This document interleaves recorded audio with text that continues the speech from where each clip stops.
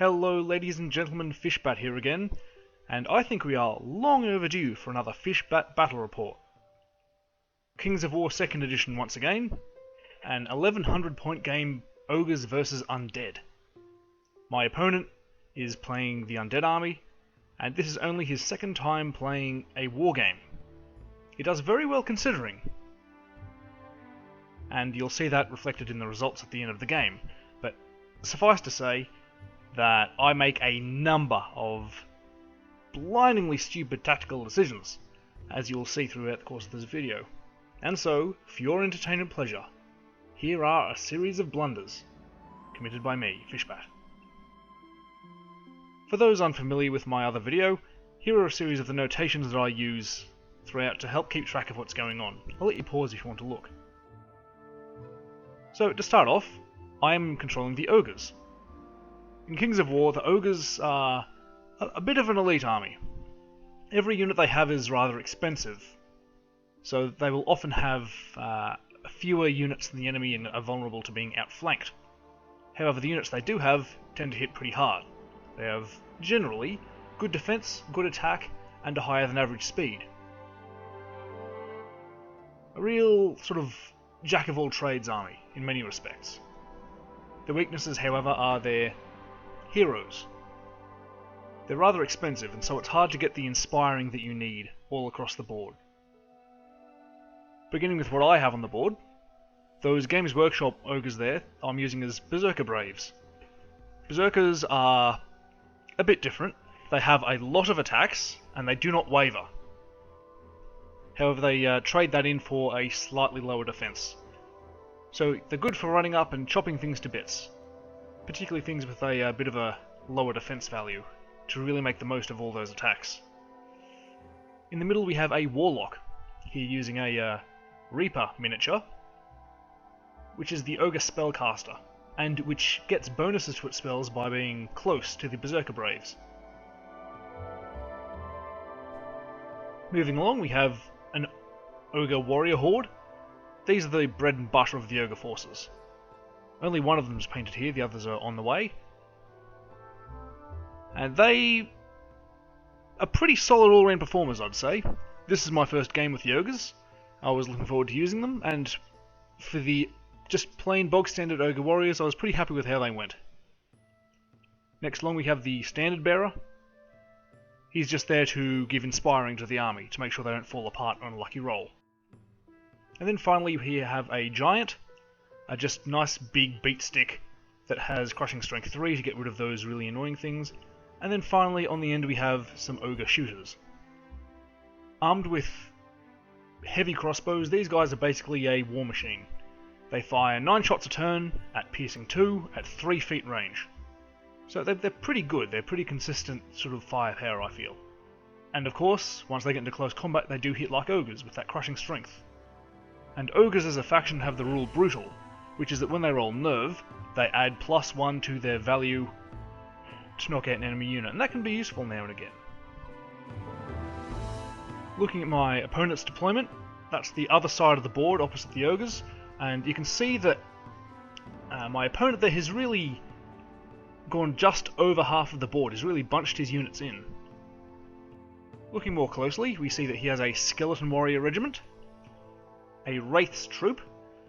Those are useful because they can fly, so they can go straight over terrain, they have movement 10, really useful for getting to the back of enemy formations, turning around and then flank and rear charging everything. The Necromancer, just a staple unit for the Undead, they hold everything together, they have Dark Surge. This fellow, I believe, he is equipped with, I believe he has Bane Chant. Yes, this fellow has Bane Chant, which is a spell to improve the damage abilities of whatever it's cast on. Then we have a Ghoul's Troop. These are a cheap throwaway unit for the Undead. They're only 65 points. They have speed 6 and they do not shamble, so they move quickly. And because they're not worth much, you can sort of use them as a bit of throwaway unit, bit of chaff, and to get in the way of the enemy. The White's Regiment right at the front there, the Undead Beat Stick, the Crushing Strength 3, Brutal. They hit things, they hit it like a truck. Then Revenant Regiment. These guys are like your Skeleton Warriors, but they're a bit tougher. 1 point higher defense. I believe they have a better melee skill as well, a 3+ to hit rather than 4+. And of this game, they've also got the Undead Giant Rat/Dog, which gives them Life Leech 2 rather than Life Leech 1. So when they hit enemies in combat, they're getting more health back. A Revenant King behind them to provide Inspiring, and behind him the Balefire Catapult. A war machine that is potentially devastating. Potentially, it needs to hit. Which we will see this game, it does not do much. And then finally, right over on the flank, the Soul Reaver Cavalry, the Vampire Cavalry. These guys can be devastating on the charge. So here we have the deployment. As a concession to my opponent, who is a newer player, I set up my entire deployment first, and let him deploy after me, without knowing who's going to have the first turn. I've spread all of my Ogres across the front, whereas he has sort of consolidated his units into a smaller area. And you can see right at the top of the board, those shooters have nothing in front of them to shoot at. So he's done well there. Those shooters are going to take a few turns to get anywhere near a target, and the giant will take a while to run around as well. So then it becomes the first turn, Ogres win the roll, and I decide that everything is just going to move up to get where it needs to. And move up they all do. The giant shooters move over the bushes, everything else just sort of advances. The Warlock casts Lightning Bolt on the Revenants, but fails to cause any damage. And there's just a close-up of the Berserkers and the Warlock. Following this, the Undead have their first turn, and everything moves up as well. You've got the graphic, and you can see where everything's moved. The Wraiths coming up to the house so that they can duck over the other side next turn. The Catapult fires at the Warlock and misses spectacularly. The Revenant King and the Necromancer both cast Surge, the Wraiths move up to the edge of the building, and the Wights move a bit forward as well. Turn 2 for the Ogres. So, a lot of things are in charge range, and I decide to send my Ogre Warriors straight into those Wights, to try and inflict a bunch of damage on them before they can hit me back with their Crushing Strength 3. The Standard Bearer moves up as well to give inspiring support to everything nearby. And then, as Ogres, I am looking at the Ghoul Troop in front of me, and I think, ooh, okay, that'll be a tasty charge.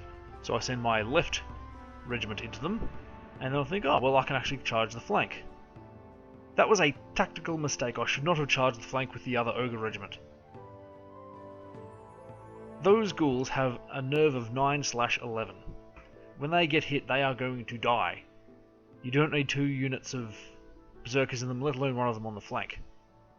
I should have set the other unit of Berserkers moving forward or towards those Soul Reaver cavalry on the right. As soon as I've charged them in, I've realised my mistake, and now I have exposed the rear of those Berserkers to the Soul Reaver cavalry. And so what do? I move my Warlock in the way of the cavalry to protect those Berserkers. However, this then leads to another tactical blunder, which we will see in a moment. So, combat ensues, and it all goes quite well. The Warriors do a respectable 7 damage to the Wights, and the 2 units of Berserkers between them inflict a mighty 20 damage on the Ghouls, which, to remind you again, has a rout limit of 11, and so they rout off the board. Now, if I was sensible and had not put that Warlock there, behind the flanking unit of Berserkers, they would have been able to reform. They could have angled themselves so that they wouldn't have been vulnerable anyway. But because the Warlock is there, they're stuck. And they've got their flank facing those Revenants. So now they're out in the wind, exposed and vulnerable, and I feel very, very silly looking at this. It hurts to look at. I'm going to lose my Warlock, and I'm going to lose those Berserkers in upcoming turns, because of dire, dire stupidity. I do reform in terms of pivoting, But again, they're vulnerable to those Revenants. And here we see the Ogre Warlock discussing his mastery of tactics. That is to say that he has none, and will die horribly. On the other side of the board, the Giant and the Shooters just move up. It moves along to the Undead second turn, and the inevitable happens. The Revenants charge the flank of the Berserkers, and the Vampire Cavalry charge right into that suicidal Warlock. As well as the Revenant King charges into the other unit of Berserkers, and the Whites charge into the Ogre Warriors. Balefire Catapult fires at the Giant, and, once again, misses. This will become a trend. The Wraiths also move over the house and then pivot, because they have nasty plans for the Ogres in front of them. In combat, the Soul Reaver Cavalry inflict 5 damage onto the Warlock and waver him, so he is not able to charge back next turn, and he is not able to cast spells. All he is doing effectively next turn is blocking those Berserker Braves. Speaking of which, they take 6 damage from the Revenants in the flank. The Revenant King inflicts a single point of damage onto the other unit of Berserker Braves, and then the Whites a mere 3 onto the Ogre Warriors, which is surprisingly low, and of course this heals a point of damage off themselves by Life Leech. Moving on to Ogre turn 3, the Ogre Warriors charge back into the Whites, the Berserker Braves into the Revenant King. The Warlock just has to stand there because he's wavered, and the Standard Bearer, sorry I forgot his name there for a moment, the Standard Bearer turns around because those Wraiths are behind him and I need somebody to fend them off so they don't get rear charges. And here is where I commit another mistake. Well, it was more of a rules mistake this time. In the previous turn, those Berserkers had been charged by those Revenants. What I should have done is countercharged.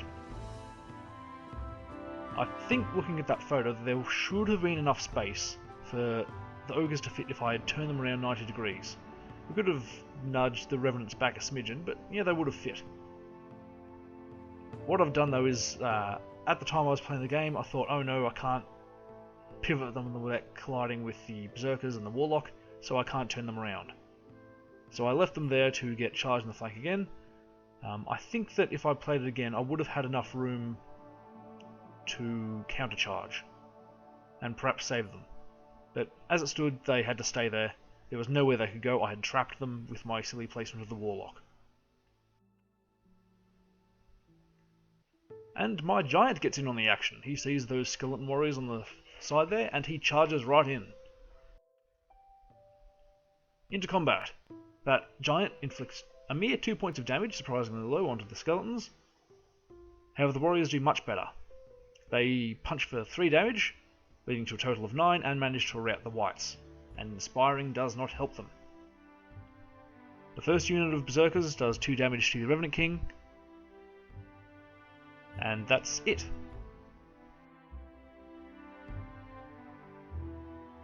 Enough said. So, to the Undead third turn. The inevitable happens once again. The Soul Reaver Cavalry into the Warlock, the Revenants into the side of the Berserker Braves, Revenant King into the other unit of Berserkers, the Whites, sorry not the Whites, the Wraiths advance behind those Ogre Warriors, and the Skeletons go back into the Giant. We also see the Necromancer running behind the Revenants for some protection. And once again, the Balefire Catapult fires, and it misses. Ba-bow! So, in the combat, the Soul Reaver Cavalry inflict another 5 points of damage onto the Warlock for a total of 11, and they rout him quite neatly. The Revenants do 6 points of damage to the Berserker Braves for a total of 12, and rout them as well. 2 units down. The Revenant King does 2 points of damage to the other unit of Berserkers for a total of 4, and heals a point of damage off himself. And the Skeletons, surprisingly, do 4 points of damage to the Giant, and heal a point off themselves as well. In the fourth Ogre turn, I was really tossing up how to react to those wraiths behind me. My flank had collapsed with the berserkers and the warlock. There were cavalry coming, there were wraiths behind me. I had to make some hard choices. I eventually decided that my standard bearer was going to charge the wraiths to try and protect my rear. I moved the warriors up and around, decided that I needed to get rid of the revenants more than anything else.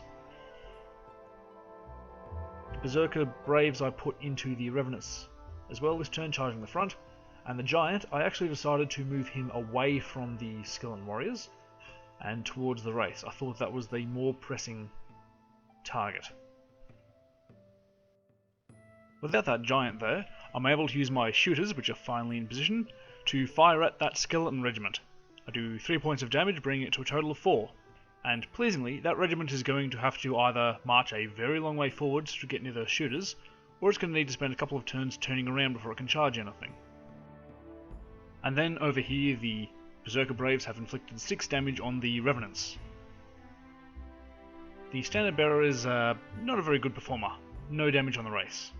In fairness to him, he only has 3 attacks, and the wraiths do have defense 6. Undead 4th turn. So, the Soul Raver cavalry go right into the flank of the berserker braves, the revenants go into the front, and they've been given Bane Chant by the necromancer. The Revenant King and the wraiths charge the standard bearer, and the catapult fires at the warriors, and would you believe it, the catapult misses again. The skeleton warriors pivot around so that they can get a nice charge on the warriors next turn. And looking at the combats against the berserker braves, the revenants and the Soul Reaver cavalry between them get 11 points of damage for a total of 14. So that was an easy route for them. And then between the wraiths and the Revenant King, it was 3 points of damage on the standard bearer, who manages to stick in. We actually both forgot about the life leech the revenants get. They should have taken off 2 points of damage from themselves. It would have gone down from 6 damage to 4, but we forgot it, and it didn't make a difference anyway. A few more shots. Now, Ogre turn 5. The giant charges the front of the wraiths, as does the standard bearer. The warriors charges the revenants, and you can see from outside of the photo there, we have another shot coming in from the shooters. They inflict another 2 points of damage on the skeletons and manage to rout them. Made me very, very happy. After all that wandering around and doing not much, those shooters really pulled through in that regard. So, in the combat, the warriors inflicted 4 damage onto the revenants, putting them up to 10, but they held. And the giant put 4 points of damage on the wraiths, the standard bearer did nothing. Undead turn 5. The wraiths decide to charge into the giant, and the Soul Reavers and the Revenant King charge into the standard bearer. The revenants charge the warriors again. Would you believe it that those Soul Reaver cavalry do 17 points of damage to the standard bearer? Yeah, he was annihilated in very short order. The wraiths do 2 points of damage to the giant, who sticks in there pretty happily. The giant has a lot of nerve. And the warriors take 1 point of damage from the revenants. We made another mistake with the healing here, because the revenants only inflicted 1 point of damage, but we healed them for 2. Whereas you can only heal for more than 1 if you have inflicted more than 1 point of damage. Also, the little note there, the Balefire catapult fired at the Ogre shooters and missed. So in 5 turns of shooting, that catapult has missed every single time. As an aside, I think that really highlights the problem with most war machines in Kings of War that fire a single shot on a 5+. It is devastating if it hits, but too often it simply will not hit. You cannot reliably expect a catapult to do anything on any given turn. Over the course of the game, sure, it might do something. But if it gets to a turn you're like, oh, I've got this unit, I need to put 2 or 3 damage on it to cause a nerve test, you cannot rely on a Balefire catapult or a Dwarf cannon or something like that to put that damage on when you need it. It's very hit and miss, very unreliable. Moving along to Ogre turn 6.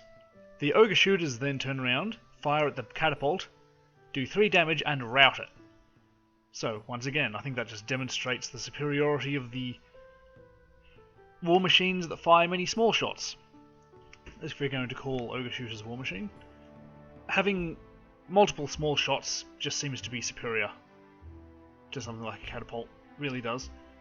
Movement, the giant back into the wraiths, the ogres into the revenants. I was really hoping I'd get something here. I needed to claw back a lot of points to try salvage this game. The giant did 3 points of damage, rolled, broke the wraiths, but they held on the inspiring roll. Then the ogres, they did 6 points of damage, bringing the total up to 14.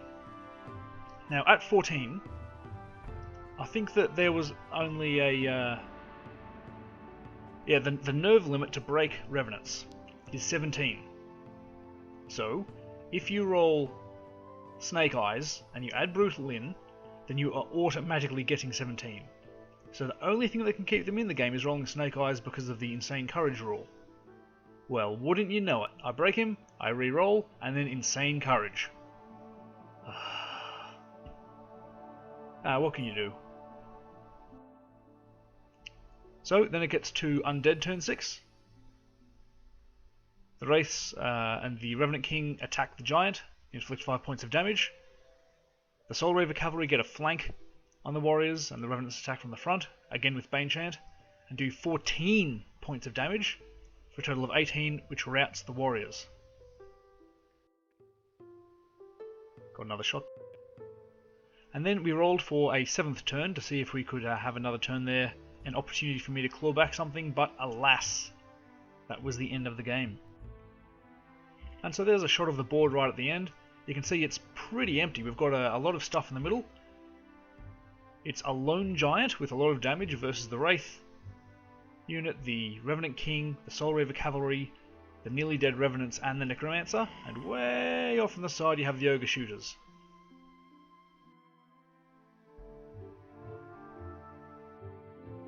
So, when we tallied up all of the points, the Ogres had killed 37% of the Undead, whereas the Undead had killed 2/3 of the Ogres.